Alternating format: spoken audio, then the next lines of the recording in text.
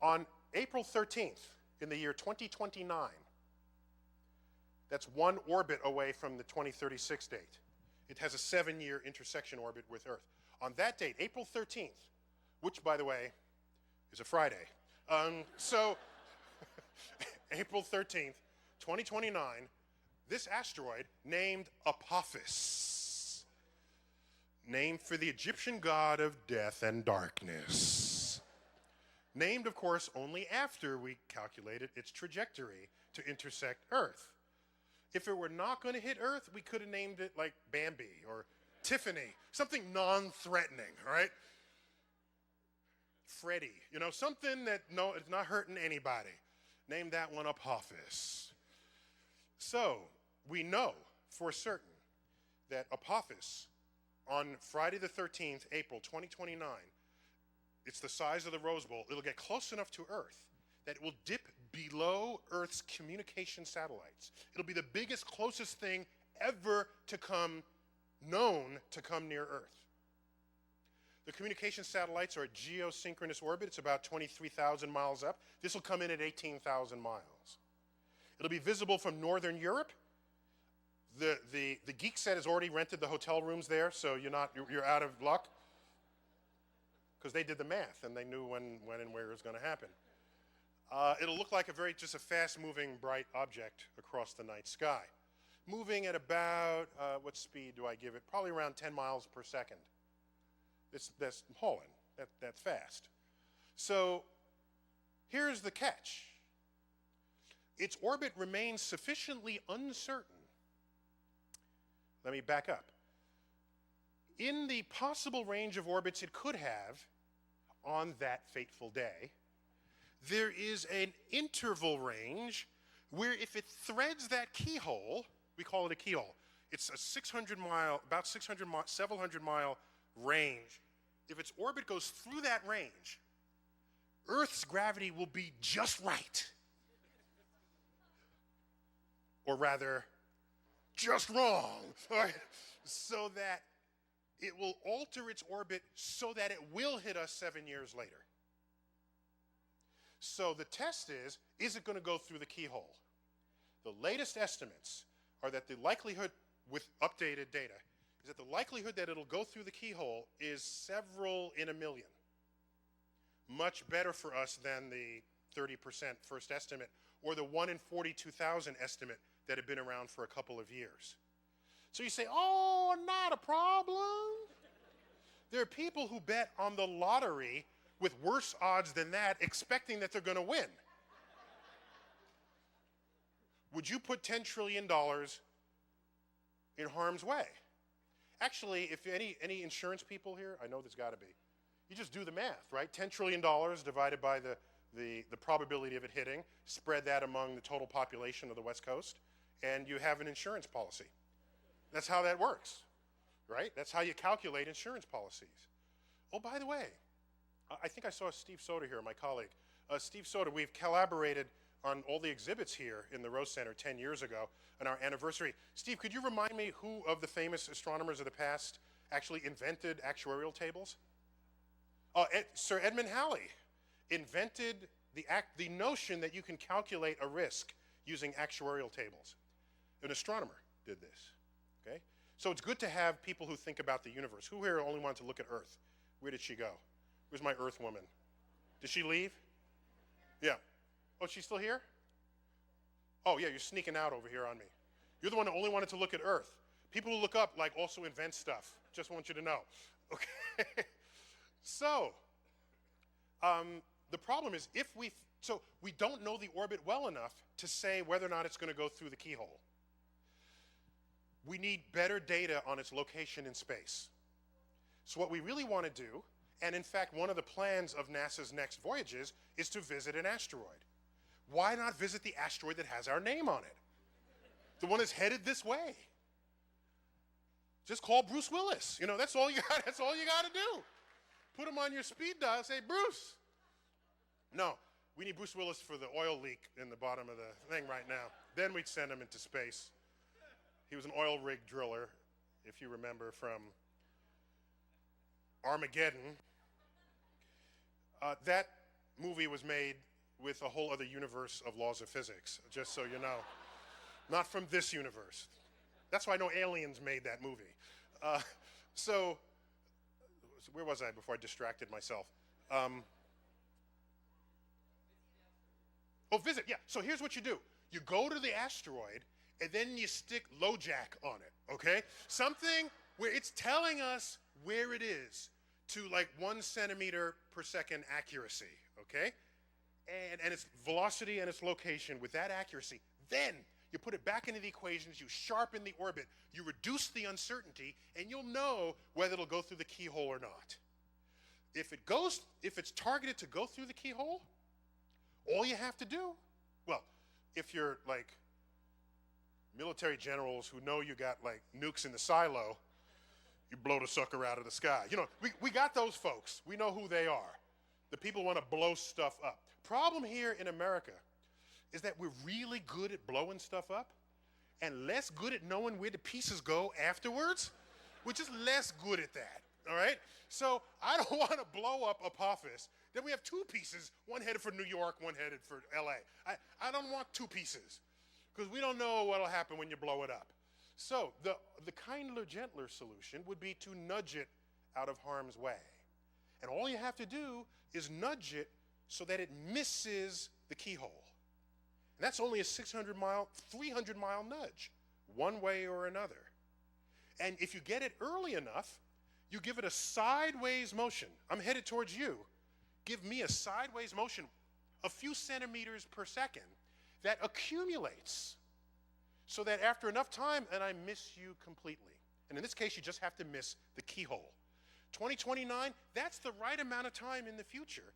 Most of us will still be alive, we hope, and we can adjust budgets to make this happen. So all we have to do is engage international space agencies to do this.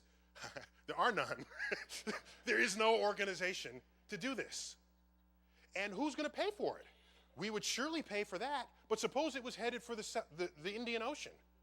Doesn't affect America. It wouldn't affect us. So what kind of Earth insurance policy does the world take out? How do you work that? And we have an Apollo 9 astronaut, Rusty Schweickart, with a webpage called B612, dedicated to studying not only the physics of asteroid collisions, but the politics of how to alleviate them. B612, where have I seen that before? B612. That is the name of the asteroid that the little prince landed on. Oh, isn't that the cutest thing you ever heard? So that's B612. So people are thinking about it, and even some influential people. So if we don't mobilize in time, because we have too many lawyers among us and not engineers, like we can always get on the case of lawyers, right? Because I'm not alone. How many lawyers are here? Raise your hand. Oh, there's a lot. Yeah, there's a lot. Okay. But everybody makes fun of lawyers, right? In fact, my favorite lawyer joke was told to me by a lawyer. Can I tell you what that was? Can I tell you? He said, it's the 98% of all lawyers that give the other 2% a bad name. So I thought that was pretty funny. That's pretty good. That's a pretty good joke. So here's what happens. If we don't mobilize in time, and it does thread the keyhole, we still have another 7 years. The problem is, it's headed straight for Earth now. Now when you have to deflect it, you've got to deflect it by 4,000 miles by Earth's radius. That's a much harder job than deflecting it 300 miles, half of the keyhole. So I suggest that NASA go ahead and do this just as an exercise. Even though it's only a several in a million chance of it hitting, I want to know that we have the power to deflect asteroids so that we do not suffer the same fate as our reptilian ancestors 65 million years ago, who did not have engineers among them, so that as they're standing there dining on our mammal ancestors as hors d'oeuvres, I'm reminded of the Gary Larson comic. A T-Rex is talking to some other T-Rex, and they're just sitting there just chilling, and one says, "Now is the time to build an asteroid defense system." Because I don't want to be the laughing stock of the galaxy where others know that we were smart enough to have a space program, but too dumb to put it into effect and to save us from our own extinction. So thank you all for coming this evening. Thank you.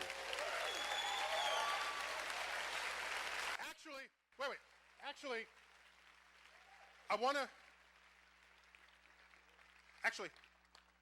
I have one encore, if I may. Can I call it an encore? Okay, I have a thought that I find completely disturbing that I just want you all to have so that you will lose sleep tonight just as I do. Are you ready? This will be our parting thoughts together, okay? Humans tend to be unjustifiably hubristic about who and what we are in the animal kingdom and in the world. Just one example. We have these books that have optical illusions in them. Who doesn't love a good optical illusion? We all love optical illusions. The simpler, the better.